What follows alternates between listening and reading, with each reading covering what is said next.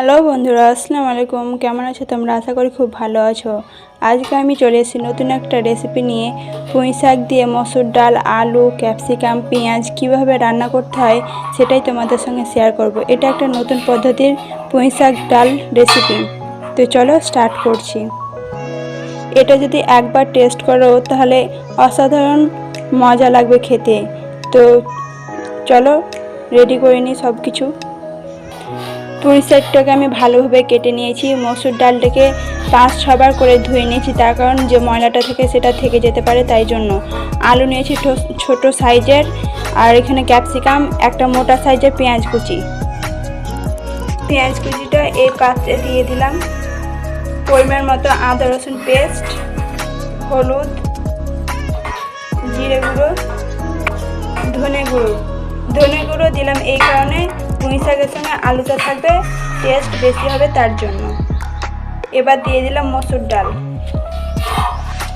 ভালোভাবে ডলে মাখিয়ে নিতে হবে।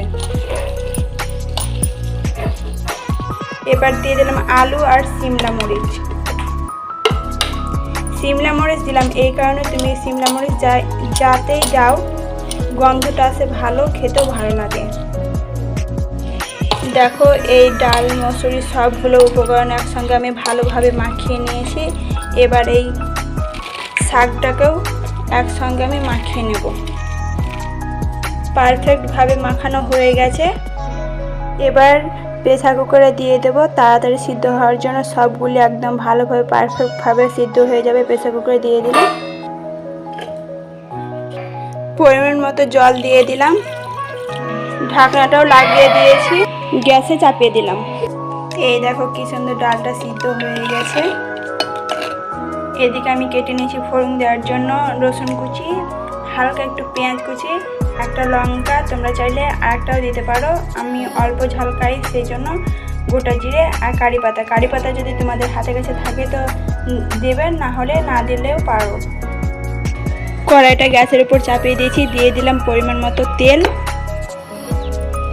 ডালটাকে এইভাবে চামচের দ্বারাই ঘুটে নেব আমি।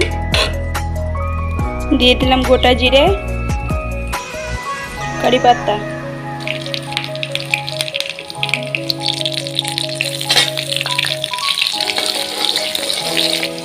ফোড়নটা দিলাম এই কারণে উপরে ভেসে থাকবে ডালের, দেখতে ভালো লাগবে, খেতে ভালো লাগবে, তাই জন্য আমি ফোড়নটা তেলের উপর দিয়ে দিলাম। ফোড়নটা লাল লাল হয়ে গেছে, এবার ডালটা দিয়ে দিলাম।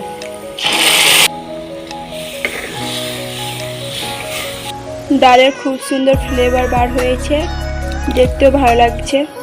দিয়ে দিলাম স্বাদ মতো লবণ। ডালটা হয়ে গেছে, তোমাদেরকে নামিয়ে আমি দেখাচ্ছি।